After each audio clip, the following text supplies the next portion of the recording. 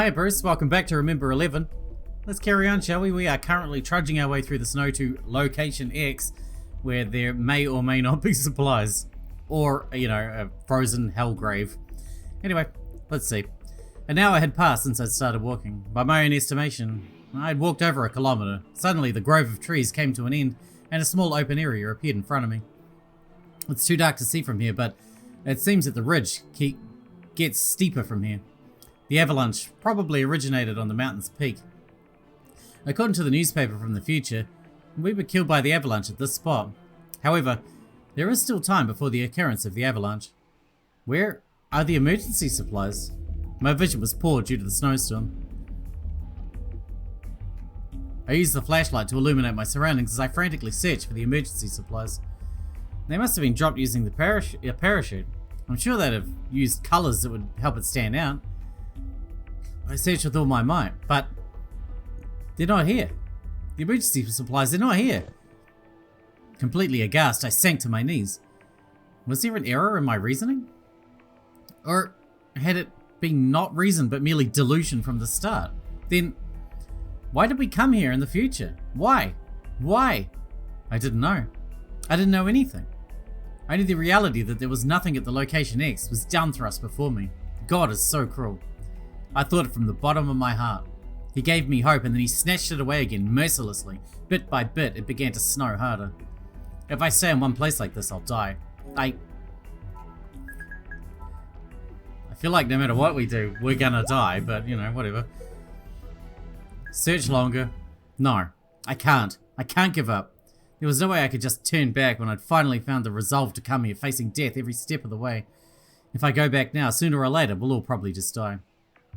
In that case, no matter what danger I have to face, it'd be better to search for the emergency supplies. I need to take that gamble if it could raise our chances of survival even the slightest bit. I stood up. I walked into the grove with my flashlight in hand. Maybe they were caught in a tree. Or maybe they got buried in the snow. Carefully combing the area, I searched for the emergency supplies. The blowing snow and wind began to increase in force. My vision was gradually going white. Where are they? Where are they? I continued to push my way through the snow, feeling as if I were about to cry. I'd been at it for about an hour when I suddenly heard a voice. Hey, Uyukawa-san. Yomogi's voice? But what was he doing here? Thinking it just an auditory hallucination, I looked around, frightened. Uyukawa-san. No, it wasn't a hallucination. I'm sure I heard Yomogi's voice. Yomogi-san, are you there? My vision began being obscured by a veil of snow. I relied on the light from the flashlight to search for Yomogi. Suddenly he appeared from within the snowstorm. Staggering, he walked over to meet me. Yomogi-san, thank goodness I found you. Why are you here? I'm here to bring you back. It's suicidal to go out into the mountains at night. I was following your footprints, but some things happened that slowed me down. Yomogi forced his whiskery face into a smile. Let's return to the shelter cabin. Before the snowstorm gets In the midst of laughing, he suddenly dropped to the snowy ground. Huh? Yomogi-san, what's wrong? As I helped Yomogi up, I gulped. There was a deep laceration in his leg. When I looked closely, I saw traces of blood on the snow where he'd stood. As if telling me not to worry, Yomogi waved his hand. I messed up a bit, losing sight of your footprints. I slipped while I was searching for them again. And as my bad luck would have it, there was a branch that was sticking out. I'm not as qualified as a pro. His face distorted in pain. The wound was fairly deep. It's my fault, isn't it? Because I selfishly left the cabin on my own. I'm sorry. I'm sorry. I felt like I was about to start crying from my own stupidity. Not only did I not find this emergency supplies, but because of me, Yomogi had been injured as well. Don't worry about it. But let's go back to the cabin before the snowstorm gets even stronger. While you still have even a little strength remaining. Yomogi's eyes stared into mine, full of strong determination. Alone. Alone. What are you going to do, Yomogi-san? I'll only slow you down. That's why you need to leave me. No way. There's no way I can do that. Just go. Yomogi yelled in a voice powerful enough to make me doubt that he was wounded at all. I flinched reflexively, faltering. If you stay with me, you won't be saved. Go back alone. I made gashes in the trees on the way here, just in case I lost my way. If you use those marks and a compass, you should be able to return safely. So hurry up. I shook my head like a spoiled child. No, I refuse. Now's not the time to act selfishly. I refuse no matter what you say. I won't leave you behind, Yomogi-san. For Yomogi-san to die because of me, there's no way I'll be able to bear that. Yomogi looked troubled. Please listen to what I'm saying. It's not like I'm telling you to leave me to die. I don't want to die either. It happens often in the mountains. When someone's injured, they make a cave in the snow or set up a... what the fuck is that word? Bivouac? For them and leave them there? And then you can just tell the rescue team about this place when they arrive. It's a little know-how that can save us from all getting wiped out. But... I looked at Yomogi's leg. The bleeding seems to have stopped for the most part, but a trickle of blood continued to ooze out. Even I could tell that he wouldn't make it until morning if left here. And on top of that, if I left him here, Yomogi would get caught up in the avalanche. Today at 6:53 AM, an avalanche will occur. I placed my hand on Yomogi's side and tried to help him to stand. Uyukawa-san, I'm taking you with me. Let's go back together. How many times must I say it before you understand? I won't, no matter how many times you say it. You may be right, but I just can't do it. There's no way I could. No matter what, I couldn't just leave him out here after getting him involved in my reckless actions. And if you don't come with me, Yomogi-san, then I'll stay here as well. Uyukawa-san. Putting strength into my unsteady legs, I tried to help Yomogi stand up. However, my knees gave out instantly, causing me to stumble. I have no power to put into them. It's fine. This much is no problem. I slapped my shaking knees repeatedly. Please do what I tell you. I gritted my teeth and once again helped Yomogi to his feet, wiping away my tears. Let's go. Yuni and Mayuzumi must be very worried as well. I said that to him as brightly as I could. Yomogi shook his head in resignation and leaned against me. I passed him the flashlight. I supported Yomogi as he shone the flashlight forward, and together we advanced in the snowstorm.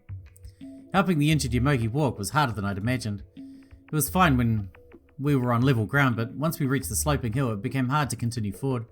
Even so, I supported Yomogi with all my strength and began climbing. Relying on the trail markings that Yomogi had made, we pushed up the hill at a crawl.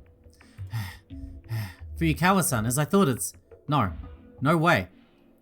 A wave of fatigue washed over me as I was struck with a sudden vertigo. It was difficult to move my arms and legs. Yomogi's weight against my shoulder felt heavier with each step I took. The snowstorm was getting even stronger. My vision began to close in as well. Wanting to confirm it with the compass, I reached a hand into my pocket. At that moment, the snow under my feet collapsed. My balance lost, we tumbled into the snow. My body rocked as though I'd been caught and shaken hard by a giant. I screamed, but even that sound was absorbed by the snow. I fell down the slope of the snow-covered hill. Are we dead? Did I make a bad choice? Well, I mean, I've made lots of bad choices. This is kind of my thing, really. Sorry, just drinking my invisible drink. Buried in the snow, I slowly began to lose consciousness.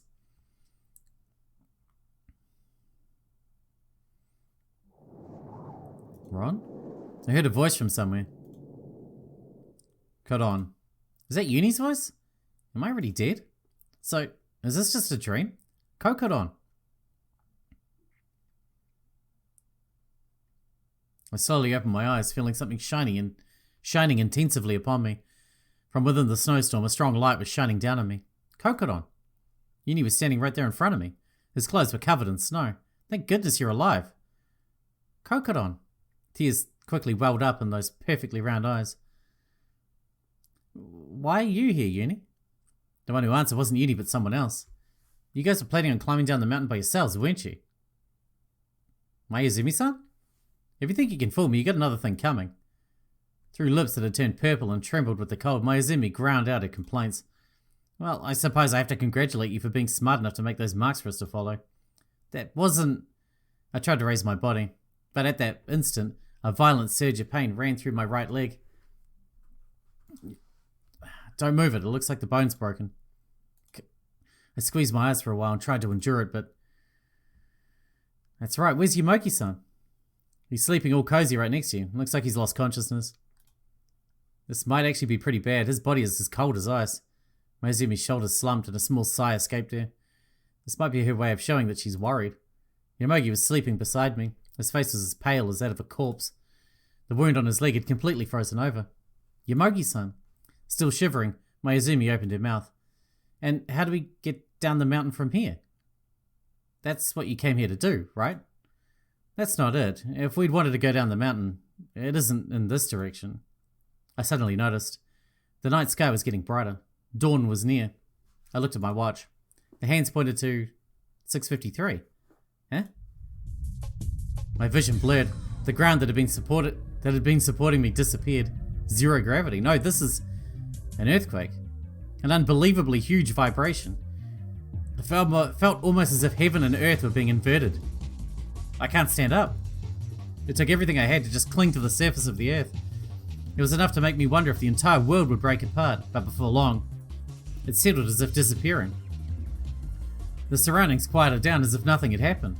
No, to be more accurate, the sound of the snowstorm continued as before, but to me it felt like all the other sounds had been swallowed by the earth. Well, there you go, we didn't die in the avalanche. It just happened and we didn't die. In a daze, I sat there petrified, so we did rewrite history a little. And then the time came. Run away, you two. Get away from here. What are you saying? An avalanche is coming. What? Kokoro. Yuni tried to lift me up. I looked in the direction of the ridge. White smoke was approaching with raging force. Oh cool, we get a cutscene for it.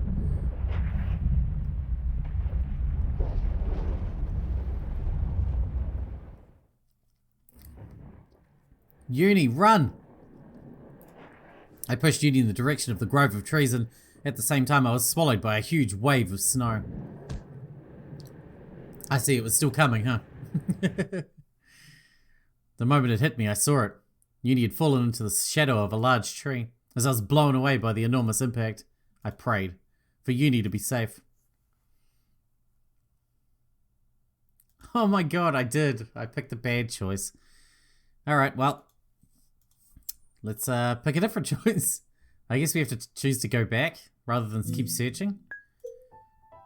Something like that. Let's have a look. The most recent choice was whether we turn around and go back or look for the supplies. Turn back. Hang on. Let's reload that. I'm not sure if any of it is new or old or whatever. Turn back. I decided to turn back. I felt that I should return while I could still move. My weak heart whispered to me, you've already given it everything you've got. Just get some rest. Once you do, you'll feel a lot more relaxed. Even standing up was painful. If I fell here, I'd probably fall asleep and die. I was sure my body would freeze, and then I'd probably be preserved beautifully in that form until spring came. I was tempted to just throw myself down onto the beautiful snow and go to sleep. But I quickly shook my head to drive away that sweet temptation and quickly stood back up. I can't die here. I was worried about Yuni and Yomogi back at the shelter cabin. If I don't go back, they might come out looking for me. I don't want to expose them to danger. I took out the compass. It was difficult to focus on the needle because of my shaking hand. I kept my right hand still with my left. I started heading westward. I had to go back no matter what. To the shelter cabin. Yeah. So we don't get avalanched. But now Yomogi's gonna get avalanched. Maybe we'll run into him on the way back. Hopefully. I walked on with all my might in the snowstorm so bad I couldn't even see as far as my toes. Relying solely on the compass, I just kept moving straight ahead. I didn't even have the energy to look at my watch. My vision was blurred, my thoughts vague. I gradually stopped feeling cold, and that was the scariest thing of all. I heard that when you can't take the cold anymore, I'll start to hallucinate. The snow will feel unbearably hot, making me take off my clothes, then I'll collapse half crazed on the snow and die. As I imagined that sort of end, a chill ran down my spine. The slope ended before long, and I finally reached the top of the hill. Just a little more. When I reach the bottom of this hill, I'll be able to see the shelter cabin. While I confirmed the way back with my compass, I accidentally stepped into a sunken place in the snow. At that instant, the snow collapsed under my feet. Oh my god, we're gonna die again? My body rocked as though caught and shaken, blah blah blah. I screamed. Okay, but Yomogi's not with me this time, so it's gonna be exactly the same except with no Yomogi? Shit. I guess we'll have to go back further. I stayed buried there in the snow for quite a while. The snow felt very warm. I just wanted to go to sleep like this, but brightness woke me. The flashlight I gripped tightly in my hand was shining on my face. It was a miracle I hadn't dropped it. No, it was a miracle that I was alive at all. I'm still alive? I tried to stand. I staggered, but there was no intense pain. I tried moving my arms and legs slightly. They still move. Doesn't seem like I broke any bones. The snow was thick and it acted as a cushion. I gotta go back to the cabin. I brushed away the snow that clung to my face. Even my eyelashes and eyebrows are frozen. When I rubbed them with my gloves, grains of ice fell from them. As if guided by some kind of homing instinct, I unconsciously started to walk. But where am I? Using the flashlight, I illuminated my surroundings. On the other side of my field of vision, narrowed by the snow, something reflected the light. I saw what looked like a skin-coloured cloth. What is it? Could it be the rescue supplies? I instinctively ran. It's pretty far from location X, but maybe it got caught by the wind and carried it. I shone the beam of the flashlight down at the cloth spread out in the snow. It's Yomogi, isn't it? It was in the rescue supplies. A woman. A woman I'd never seen. Are you alright? No, she's fucking dead. Pulling on the fingers with my mouth, I took off my gloves. I reached out to touch the back of the prone woman's neck. Cold. She's dead. Was she on the plane with us? Why hasn't the snow covered her? It's not likely, but maybe when I fell down just now, her body was uncovered. I put my gloves back on. I took hold of the flashlight. Straining my eyes, I could see the shadow of the cabin far away. Sorry for leaving her here. I apologized to the corpse of the woman. At the same time, I thought to myself, I won't end up like her. I mustered my little remaining energy and began walking toward the cabin. Why did that woman die there if the cabin's within view of this place? Even in the middle of a snowstorm. The woman must have seen the cabin, right?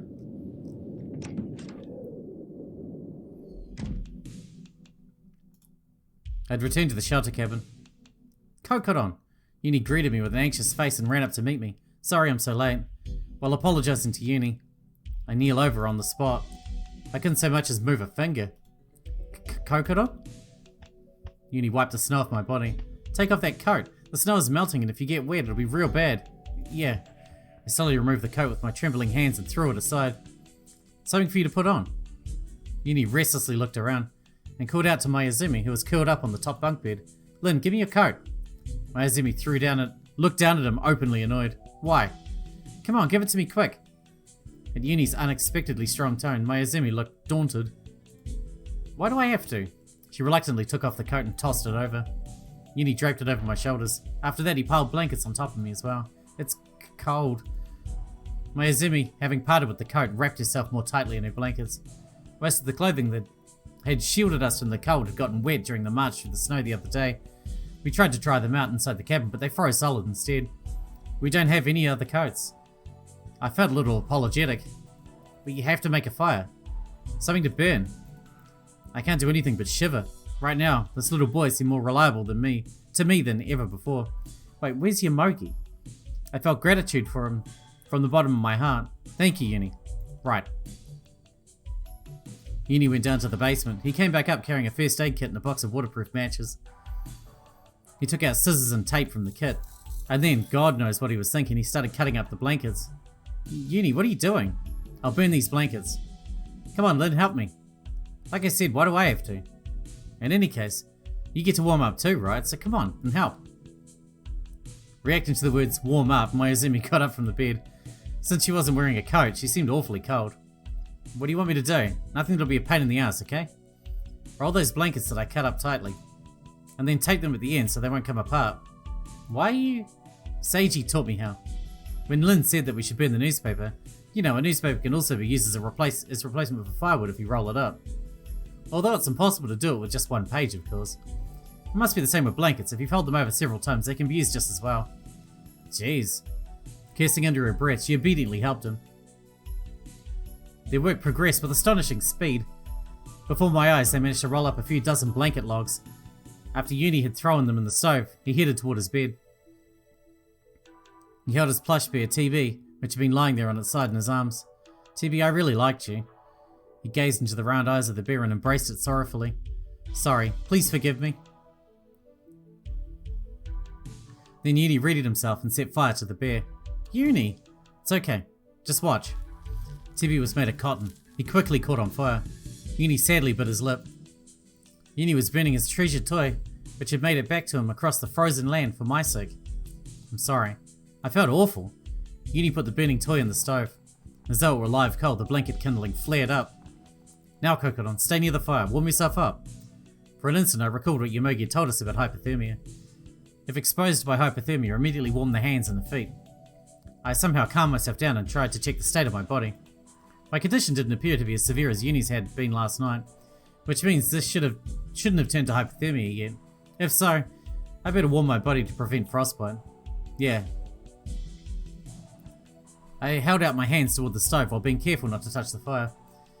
My near-frozen fingertips pulsed and blood gradually began to flow through them again. My continuously shivering body began loosening up. It seemed like it was absorbing the thermal energy. The firewood made of the rolled up blankets burned slower than at their first flare, warming me. Of course, it goes without saying that Mayuzumi had drawn near the fire with a look of desperation as well. Thank you, Yuni.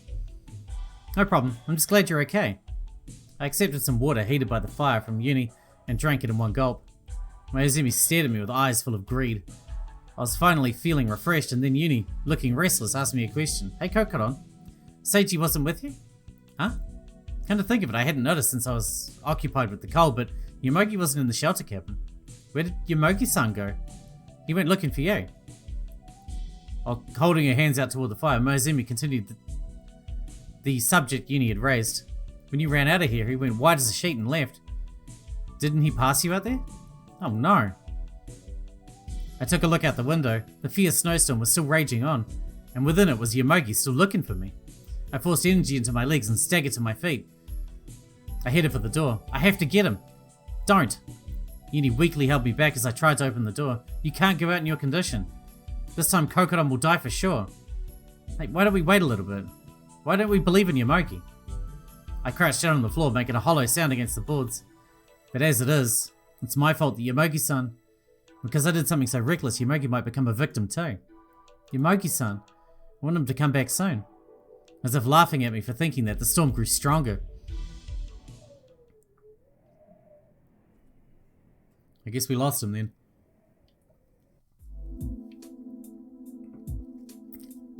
After a while, all of a sudden the sound of the storm ceased. Say, the fire in the stove had gone out long ago. Mayuzumi, who was back in her own bed, craned her head. Isn't it kind of warm? Huh? I wonder. I felt nothing at all. My body had nearly ceased to feel differences in temperature. Was it because I'd stayed out too long in a cold place? I felt cold wherever I was. My still shivering body was proof of that. Could the storm have let up? Mayuzumi inclined her neck repeatedly. No, but who cares about that? Now that the storm's let up, I have to go look for Yomogi. I tried to stand. Huh? The instant I moved, my legs buckled. Kokoro, it's useless. Don't push yourself. I realized that I was weaker than I thought. But Yomogi-san. Yuni laid a blanket over my shoulders. The storm has let up. Seiji will come back soon. Right? So let's wait for him, okay? What Yuni said was right. Rather than acting foolishly and adding a further tragedy to what we have to bear, it was better to wait. Yomogi is a pro when it comes to mountains. He'll definitely be alright. Of course he will, but even after waiting an astoundingly long time, Yomogi didn't come back. I continued staring at the face on my wristwatch. The second hand continued to carve away the seconds one after another. Inside the cabin, silent as the grave, only the sound of the hand's movement could be heard. Yomogi had yet to return. Seiji hasn't come back yet, huh? Yuni, who had been encouraging me until only a while ago, had sunk into a deep depression. Yuni was worried after all. In any case, he's much too late. Did something happen to Yomogi? Although I don't want to believe anything happened. If he did meet with some misfortune, it would be my fault. Feelings of inconsolable guilt began to tear apart my body as I thought of that. I grasped my watch with both hands. If the newspaper was right, then the time at which the avalanche would occur was quickly approaching. If I remember correctly, it was at 6:53. Not even 2 hours left. I'll take slightly under an hour to get to location X, no matter how much I hurry. If Yomogi had had some accident that left him unable to move, and if his condition led him to seek help at location X, I won't make it unless I leave this cabin right now. Yomogi would get caught up in the avalanche and die. My body had more or less warmed up, and I even got to drink something warm. However, there's no guarantee I'd make it back again if I headed for location X, even if I've warmed myself up. Decomposed bodies. It has been confirmed that 3 bodies had sustained a large number of lacerations, believed to have been caused by an avalanche that they were caught up in soon after surviving the crash. I went over that sentence from the newspaper in my mind. I clutched at my head. What do I do? What should I do? Hey Satoru, what would you do? Something must be wrong with me, trying to rely on Satoru at a time like this. But if it was Satoru, he'd be able to come up with the best course of action while maintaining his composure. You don't know anything about him, except for what he's said on the recorder and written in the book. To me, Satoru was a person I could put my confidence in. Satoru, what should I do? Yuni was hugging his knees and crying, Seiji's gonna die. At this rate, he'll die. Yuni's words were the trigger. That's right. What was I hesitating for? Let's all return together. Not leaving a single person behind to die. We'll all return together. That's what we promised. And besides, it was Yomogi who brought me to this cabin right after the crash while I was still unconscious. These past 7 days, he'd saved us time and time again. If he hadn't been here, we probably wouldn't have survived this long. It's true that there was no guarantee I'd be able to return safely, even if I left now. But hadn't Yomogi gone out in order to save me, even though he himself wasn't certain he'd be able to return safely? For me to abandon him despite that? I can't do such a thing. This time I'll be the one to save him. I stood up once again, full of spirit. Once on my feet, I checked over the state of my body. My feet weren't unsteady. They were supporting my body properly. It's okay, I can walk. After confirming that, I walked to the door. Wait, where are you going? I'm going to look for Yomogi-san. That's crazy. We should just wait here. Kokoro, don't do it. Thank you, Yuni. It's because of you I was able to warm up. Mayuzumi-san and Yuni, you two stay here and don't go anywhere. Saying only that, I opened the door. The snow had stopped falling. The snowstorm that had worried us continuously had stopped, as if it never existed to begin with. It began to grow brighter from the east. The settling snowstorm was convenient for me. This would make it easier to spot Yomogi as well. If it's like this, I might reach the area 1 kilometer east of the cabin, location X, more quickly than before.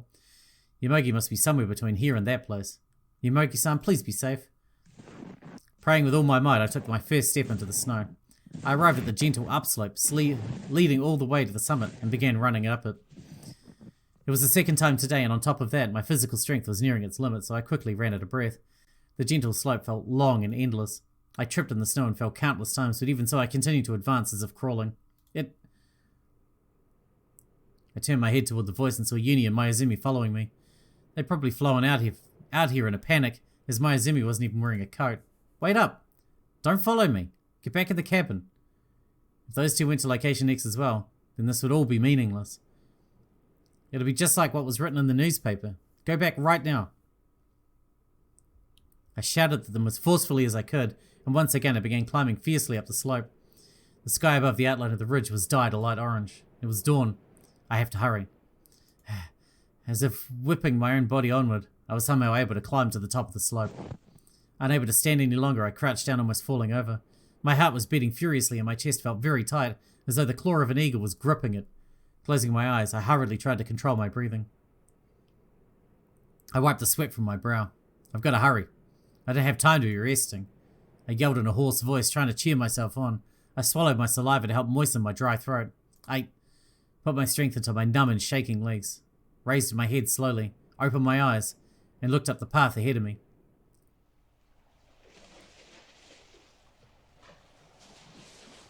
What?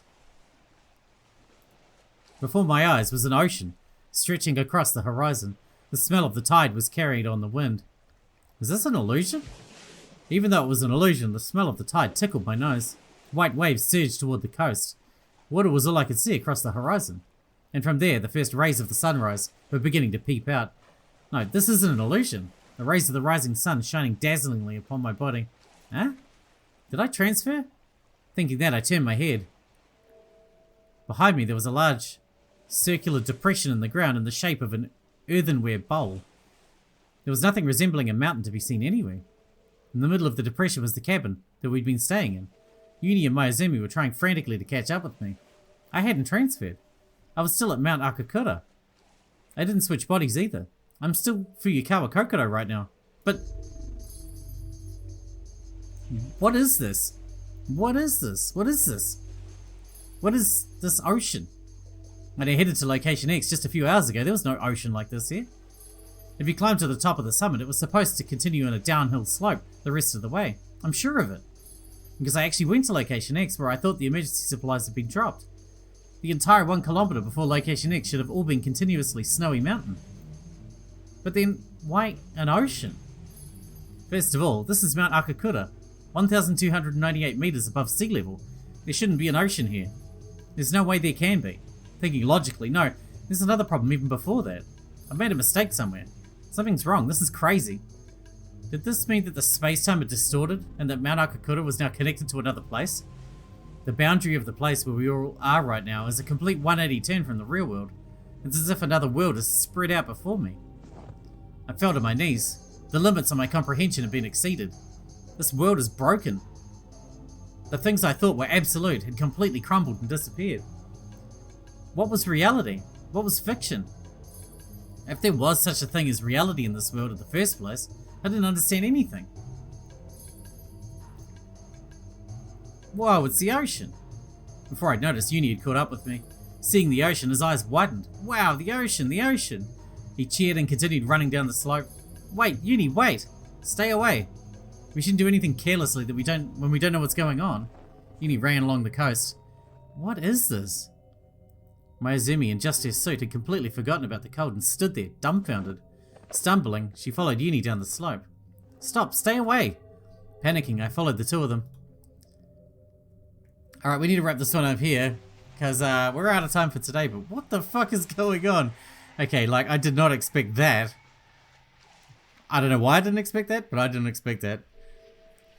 I guess we'll see what happens next time. Thanks for watching, Bruce, and I'll see you then.